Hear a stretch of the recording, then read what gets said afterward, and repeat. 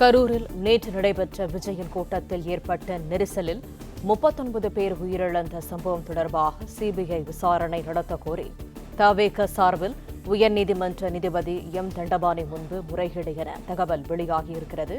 இது தொடர்பான கூடுதல் தகவல்களை தருகிறார் எமது செய்தியாளர் கதிரவன். முழு விவரங்கள். கரூரில் தமிழக வெற்றி கழக சார்பாக நேற்று நடைபெற்ற பிரச்சார கூட்டத்தில் தவேக தலைவர் விஜய் கலந்து கொண்ட போது கூட்ட நெரிசலில் சிக்கி 39 பேர் பலியான சம்பவம் தொடர்பாக தாமாக முன்வந்து நீதிமன்றம் விசாரிக்க வேண்டும் என்று உயர்நீதிமன்ற நீதிபதி தண்டபாணி இல்லத்தில் தமிழக வெற்றி கழகத்தின் வழக்கறிஞர் பிரிவினர் தற்போது முறையீடு செய்திருக்கிறார்கள். அந்த தாவேக்காவை சேர்ந்த நிர்மல்குமார் மற்றும் மூத்த வழக்கறிஞர் அறிவழகன் உள்ளிட்ட வழக்கறிஞர் பிரிவினர் தற்போது தண்டபாணி அவர்கள் இல்லத்திற்கு வருகை தந்திருக்கிறார்கள். பசுமை சாலையில நீதிபதி வீட்டில் அவர்கள் முறையீடு செய்திருக்கிறார்கள்.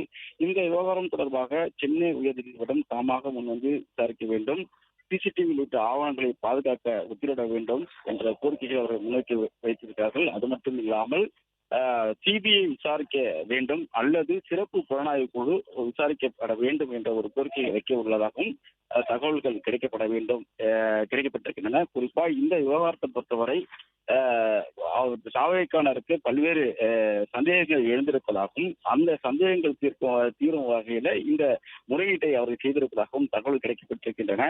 திட்டமிட்டு இந்த சம்பவங்கள் நடைபெற்றிருக்கிறதா, அதே போல போலீசார் பாதுகாப்பு குறைபாடு காரணமாக இந்த சம்பவங்கள் நடைபெற்றிருப்பதாகவும் தாவேக்கானரை குற்றச்சாட்டுகளை முன்வைக்கிறார்கள். நேற்று தாவேகா தலைவர் விஜய் அவர்கள் பிரச்சாரத்தை மேற்கொள்ளும் போது மற்ற மாவட்டங்கள்ல இருந்தது போலவே கூட்டங்கள் அதிக அளவுல கூடியிருந்தது.